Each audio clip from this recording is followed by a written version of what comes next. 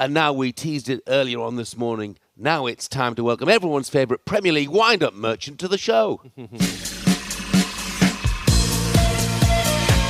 Jarrod Gillett has called him across. Neal Maupay is getting involved. Of course he is. You know, I like to give something, but I can receive as well. For me, it's just fun. It's 5 out of 5 for Maupay, and Brentford once again are bemusing Pep Guardiola and Manchester City. Something would have ended up in Rosehead, probably Neal Maupay. He's getting under people's skin. Through to Maupay on the stretch, and he's found the net, and Brentford do have a route back into it. I like the trade of him scoring a lot of goals. I think that's fantastic. And he's poked over the line by Maupay for his second of the night. There's certainly quite a bit of controversy on this near side, and funnily enough, it involves Neal Maupay. It's not deep, but I'm just having a bit of banter. It's a bit of a laugh, and like, there's nothing personal, there's nothing deep. Yeah, that's right. We're now joined by Neal Maupay. Morning to you, Neal. Good morning, Neil. Morning, Jeff. Morning, Jeff. Morning, Gabby. Thank you for having me. Oh, it's a pleasure, mate. Look, I didn't know how to describe you at the start, whether it was Everton striker, Brentford striker, or what. So let's start there, Neal. What's your current situation?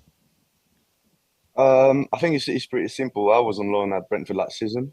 They had an option. They haven't taken it yet. So they had to the end of June, and then I will be back next week at Everton. Okay, brilliant. So we'll wait and see what the future holds for you. I just want a quick question on winding up opposition players before we get on to the Euros. I mean, when you see the opposition you're coming up against in the Premier League, do you go out there with the intention of winding up certain opposition players? Or is it just something that comes naturally? No, I don't plan anything. I think it's just, you know, sometimes with emotions in a game, and it just happens. You know, I'm not trying to do it at every game or to certain players. I just, you know, sometimes with emotions, it just happens. Yeah, I've been there, mate. I'm quite a wind-up, especially even with my own teammates, to be honest, Neil, as well, during my time. Love to wind them up on the training ground. It's a bit of fun, isn't it? And players get on with it. But I want to ask you about France, mate. I mean, we was at the game last night against Belgium, and it was a bit frustrating watching with the Chimene, Rabiot and Kante midfield. We had Julian's Lorenz on earlier saying this is the way, you know, France play. This is the way Deschamps wins trophies. What would you like to see, mate, in the next game with Rabiot suspended? Yeah, it wasn't the best game to watch. It was a bit boring, but Belgium didn't really help as well because, you know, 11 players. You know how it is. 11 players behind the ball is hard to break through. And especially the way France play and the Deschamps, I think we counter-attacking team. We don't really like having the ball, so it's a bit hard.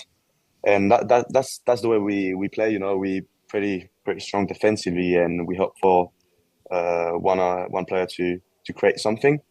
And next game we're playing Portugal. I think they're a very good team. I watched yesterday. They got a bit unlucky, but they're pretty good. And with Rabiot suspended, I would like Deschamps to go a bit more offensive, maybe with like 2 6s, Kante and Tchouaméni, and then like 4 forwards, maybe Griezmann as a 10, and then Dembele and Mbappe on the wings, and whoever he wants as a striker. I mean, look, he's a wonderful player, of course, but are France too dependent on Mbappe? I mean, for me, he's the best player in the world. Maybe not last season, but what he's done so far, he's one of the best, and if not the best. So, you know, in any team, you'd be dependent on Mbappe. And I think actually he's improving game by game. He had a tough start. He broke his nose. But yesterday, I think he was 1v1. He was very dangerous.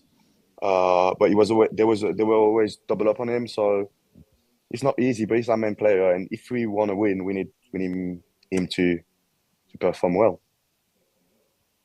Neil, I know you have a bit of banter on social media after England games. I don't blame you the way we're playing, and us English media and fans are getting frustrated at the way we're performing. But as a French lad and playing with all these players in the Premier League, are you surprised at how poor we're playing? it's so love. It's so love. You know, I love England. Been here for a long time. Um, I think as a fan, he must be frustrated, yeah, because when you look at the squad, I think England arguably got the best squad in the tournament. So many good players, and yeah, it's a bit like France. The way they play is not, it's not really fun to watch. They don't really create chances. They don't really score, uh, and they've had a tough run so far. So, but I guess that's from a fan perspective. But from them in the inside, they just want to win. You know, they don't really care if they play well. They just want to win the trophy. So they got away the other day, but I'm sure they'll be ready for the next game. And you know, it's got a final. Anything can happen, and they've got players to do really well. Yeah. Well, you know Ivan Toney really well, of course, and he was brought on with 2 minutes of normal time to go the other day. And I think a lot of people were impressed by him when he got the chance in extra time as well. Does he deserve more of an opportunity? Listen, I'm not the manager, and it's hard to say, but I do feel like though when you've got so many good players on the bench, you need to use them. Of course, Hurricane is one of the best strikers in the world, and but maybe in the last 20 minutes, when you know England don't really create chances and he's not very dangerous, maybe try something different. And you know, Ivan is a top striker. He, he scores goals. That's what he does. So give him some minutes, and I'm sure he'll do well. And that's what he did. To be fair, he gave an assist, and he was dangerous. He had a chance, held the ball well. So yeah, maybe put him on the pitch a bit earlier, and he'll do something. Neal, I love your honesty, so I know you're going to answer this question honestly. If Gareth Southgate became the manager of your football team in the future, would you be overwhelmed or underwhelmed? I listen. I don't know Gareth, and I've never spoken to him. Um, I'm sure when I was at England, I'm sure he's a good manager in the way he's with the players. I'm sure they're behind him, but then the way he plays is not the most exciting uh, way. But also, I've got to say, you know how it is. International football is different than a club. They they Yeah. they see each other every 2 months, and they don't really get to train together as well. So it's hard as well to be good team and play well together when you're not training together in a daily basis. Just before we let you go, Neal, I want to ask you about Jude Bellingham, who obviously UEFA said they're investigating the gesture he made, you know, after he'd scored the goal that helped England get through to the quarterfinals. What did you make of that? What do you think should happen to him, if anything? I don't know what should happen. I'm not the one to say, but I do have a feeling that nothing will happen. I think he's too big of a player, and England too big of a country to. I think he would just have a warning and he'll be fine. But also, you know that I come back to emotions. You just scored a literally last second equalizer in the Euro, and you were about to get knocked out of the tournament. So I'm not surprised. You know, some players would have done worse. Obviously, when you look at it from the outside now, it's not the best look. But I don't know. Just close their eyes and just say nothing happens.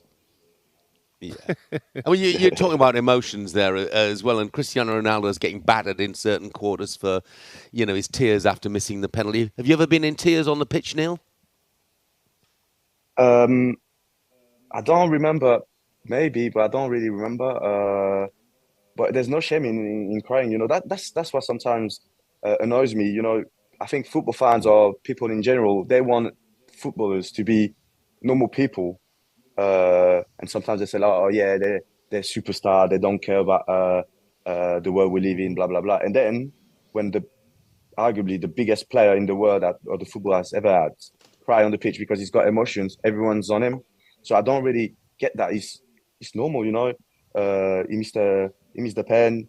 At the time, he probably thought like, because of me, we might get knocked out. He cried. I love that personally. So I don't really get the hate. Neal, thanks very much for joining us, mate. Thank you, Neal. Top man. Keep on entertaining us. Thank you. I see you soon. talkSPORT Breakfast, waking you up Monday to Friday morning from 6 a.m. on AM, on DAB, via the talkSPORT app and on your smart speaker. talkSPORT.